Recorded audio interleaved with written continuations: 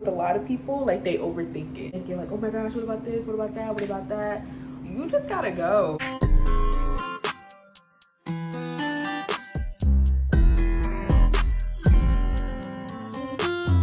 What's up, YouTube? Welcome back to my channel. It's your girl taunn.x here, and I got another video for y'all. It's been a minute, but here I am back. So today's video will be an Air Force video. I noticed y'all like ask questions and DM me about that a lot. I'm like, okay, let me just do a little video for that. It's just gonna be about why I joined, my process, answering like the general questions that people want to know when it comes to actually joining the service. Any of the questions that I do not answer, feel free to DM me, comment them. Got some note cards just to make sure I hit every key point. So where it all started, 7th or 8th grade, planning my courses for high school. I already know I'm going to college, I'm going to the military, I want to go to the military. It wasn't like, oh, I need to figure out what branch. Like, I just knew the Air Force. My stepfather was in the Navy, but he always said Air Force was the best route, so I didn't even bother to look at any of the other branches. Like, when I would look at the Air Force, I was like, oh yeah, it's perfect for me. So I'm choosing my courses for high school, and I made sure to put JROTC in there to like give me insight on what I was gonna get myself into. I go to high school, I'm in JROTC, the program is Marine, so that's like the complete opposite of the Air Force, if you know, with the way they do things. But even if it was opposite, at the end of the day, like, it's still brother and sister in arms. Military is military, except for like their missions or whatever. I do the ROTC thing, the PT team, drill team, color guard. I might put some pictures or maybe a little video or something. But I did all of that, and I was like, I can do this. And it was the Marines too. They're way more harsh. So it gave me a lot of like networking and insight on like the military lifestyle and what I would get into myself into, all the benefits. And I was like, yeah, we can make this a lifestyle. Not sure 20 years, just 4 years or what, but I knew, I was like, okay, when you're gonna go in. Sophomore year comes, that's when the recruiter came to us. So happy. I was like, it's one of your goals that you have, and it's actually like right there in your face. You're like, that's gonna be me. But I couldn't get started or anything. I was asking away the questions and everything. He was like, well, when you're 17, you know, so you can get a late entry program. And I'm like, that took his card, was waiting because I was on sophomore year. I was 15 going on 16, so I couldn't go to the recruiter yet. I was too young. Junior year comes around. My junior year was 2019 to 2020. I turned 17 in 2020, but in 2020, that's when COVID hit. Recruiter's office was closed. I was like, what am I gonna do? Like, I still had his card, so I called him, he didn't answer. I called him the next week. I got in touch with him. He just was asking the questions about like age, weight, fitness, all the general questions. With that phone call, he was like, study for the ASVAB and you let me know when you're ready to take the test and we can get the ball rolling with everything. I was like, bet. Well, I studied with the ASVAB for Dummies book. Good book. It came with a lot of like pre-tests and stuff, all the information you needed to know. Flashcards mainly in the beginning, but I would really just go over the areas that you feel like you're gonna need most knowledge in. Cause me, it was like the mechanic and tool stuff. I ain't never seen that before, so I was like, okay, we're definitely gonna need to go over this. It's definitely split into different sections. So I studied for about 3 to 4 weeks. I got my date to go take the test. Like, you shouldn't be discouraged. Like, if you don't pass your ASVAB the first time. When I went the first time, I messed up because too much of a fun weekend and I should have been studying and I wasn't, so I let my brain go elsewhere when it should have been on taking this major test. So I think I made like a 48, which is passing, but it's low. It wouldn't have qualified for all my jobs to be medical. Yeah, I had to try again. So he just was like, okay, you let me know you're ready to take it again after 30 days though. But it's okay, I didn't get discouraged because I was like, I knew my mind was just in the wrong place. I'm a smart person. Waited the 30 days, went back, and I made a 70 or something like that. But either way, I scored too high to where it was like you went from a 48 all the way to this. They were like, this is questionable. You gotta take it again so we can make sure like you're not playing with us. And I took it again and I made like a 68, and they just kept that score. It didn't keep my highest score, average it out. Don't get discouraged. Like, you know, you have multiple tries. Try to do as little tries as possible. But I wasn't discouraged. And I was like, okay, I'm straight. Like, I knew when I was taking it, the first time when I took it, I was a little on edge. I was like, you know, but the second time I took it, I was like, okay, nothing. And then the third time, I wasn't even mad either. I was like, okay, y'all need me to do it again? let's go. That happens, and then I also do my physical, like a doctor's physical. Like, you gotta do the duck walk, all that little crazy stuff, strip down, pregnancy test, P test, all that good stuff or whatever. Yes, what you're gonna do at med. It's gonna take up your entire day. They're gonna give you lunch though, they'll give you food. But yeah, very, very long day. So after that was all said and done with, a week later, I got my job list.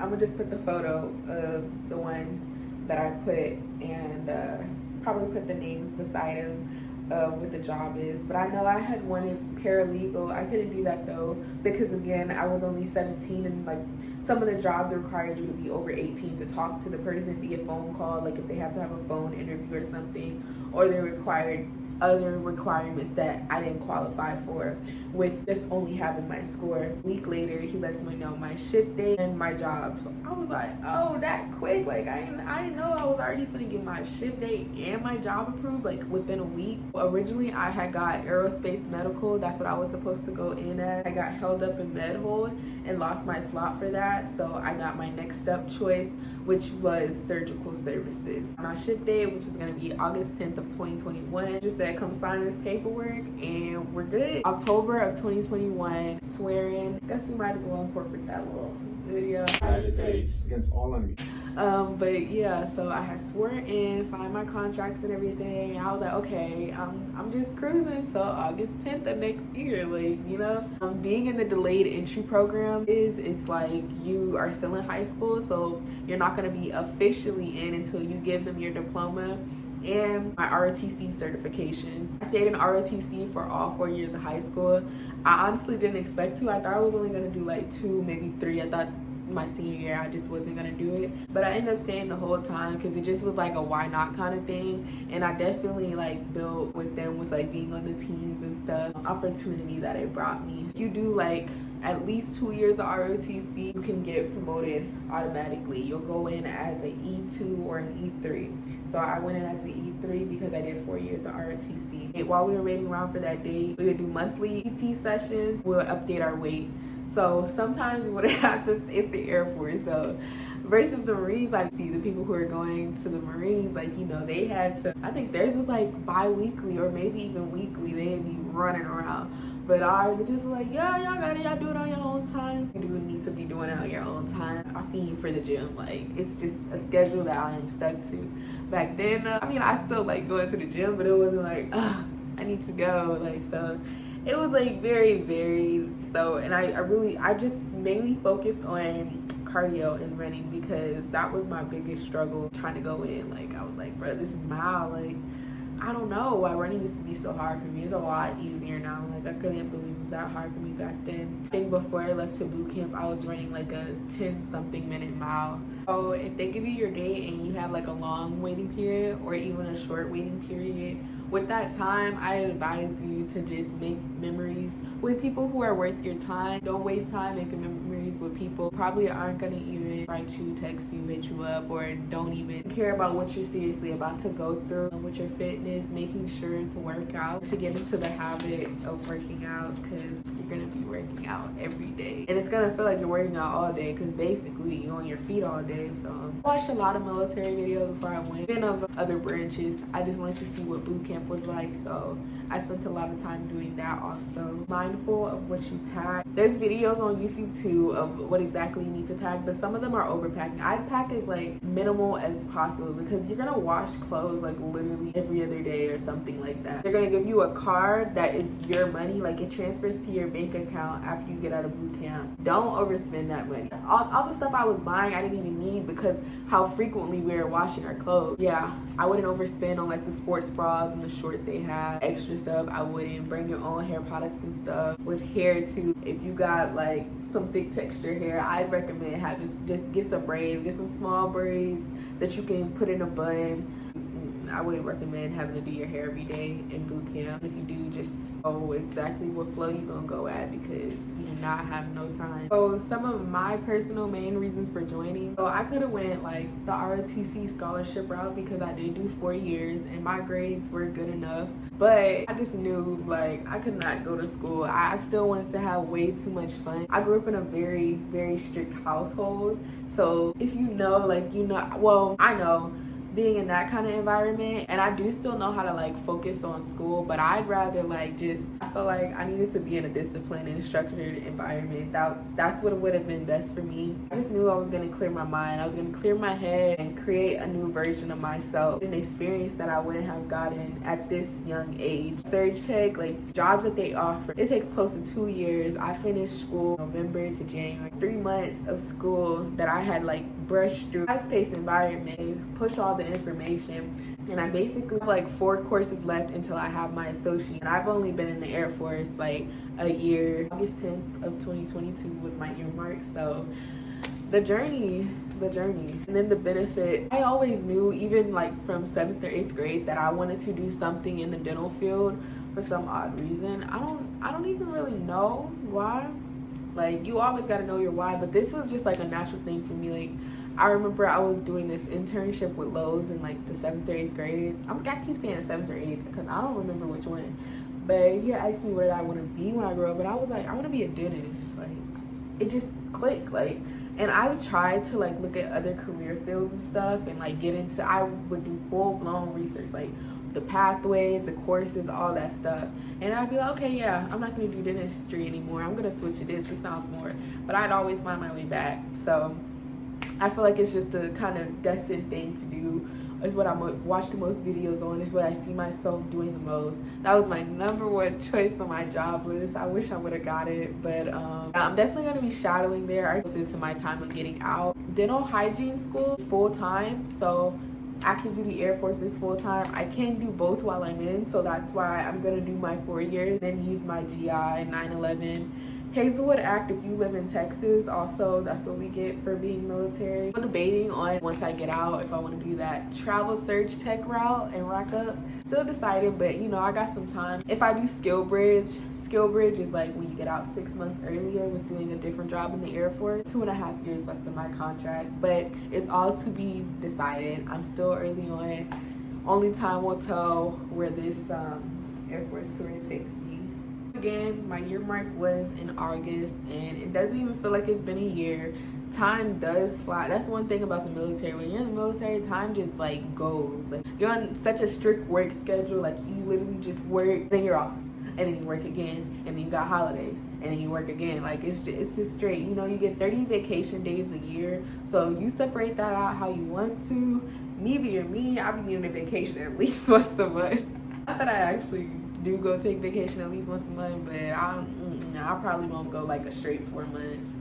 I don't know though, only time will tell. It's definitely an exciting journey, like with all the networking and the traveling. Like, I love like seeing the different cultures and stuff, just meeting all different kinds of people and getting insight like on knowledge and stuff, because I'm still very young. I'm only 19, so I enjoy seeing like the higher ups and influential people like giving me advice and letting me know like career goals, financial goals, all that kind of stuff. I'm like, oh yeah, put me on. So right now, at this point in my Air Force career, I'm currently in upgrade training. That's the training that you do once you finish your regular training and you get to your permanent duty station, where you have CDCs, the books that they give you to learn your job, and then you're on the job training. Upgrade training is basically on the job training. You have a certain amount of tasks that you have to complete. I'm done with my CDCs. I'm just studying for the test. That's out of the way. My upgrade training core tasks. And so yeah, once I finish upgrade training, go into the Air Force, you're automatically enrolled in the CCAF, which is the Community College of the Air Force.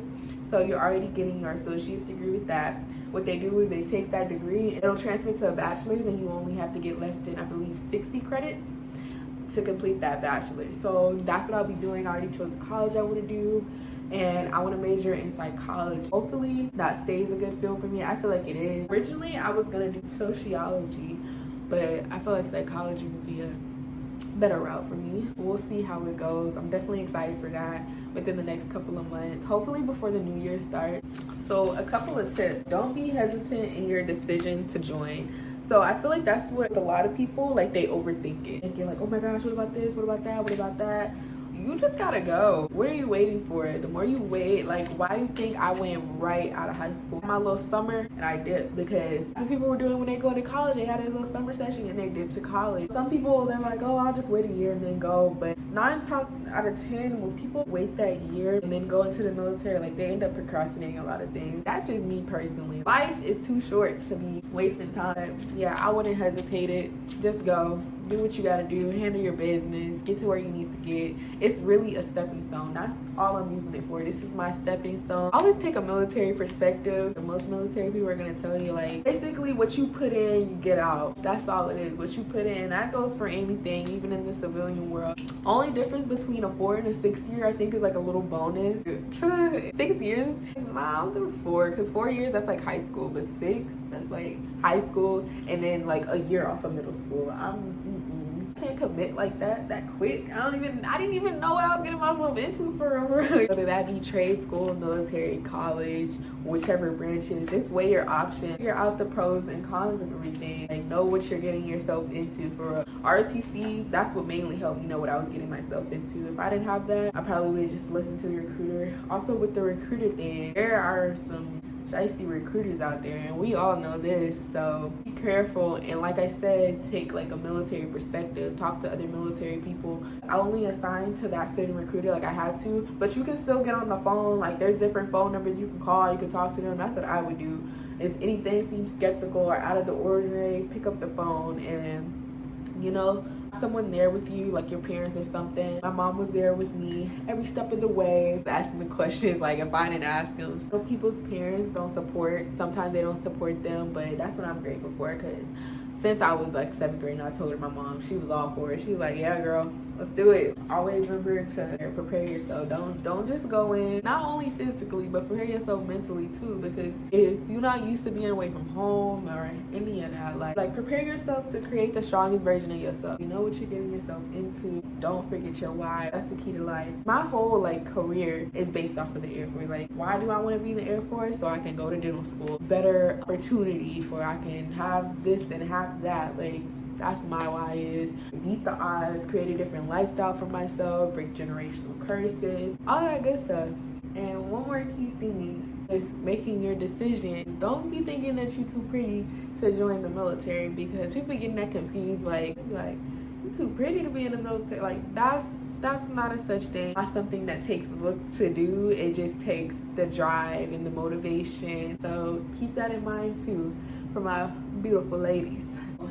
Yeah, that was the video for today. I know I haven't posted in a while. I do want to do a Surge Tech day in life video for y'all, because I know y'all like the tech school day in life, so I'll be doing like a Surge Tech day in life. I can get y'all like videos of me scrubbing in and setting up the back table and everything. Be like some workout video. I don't know, y'all comment what y'all want to see, because I got the videos for y'all. So y'all just let me know and I'm gonna do it for y'all. So yeah, I hope y'all enjoyed this video. Make sure you like, comment, and subscribe. I'll see y'all in the next one.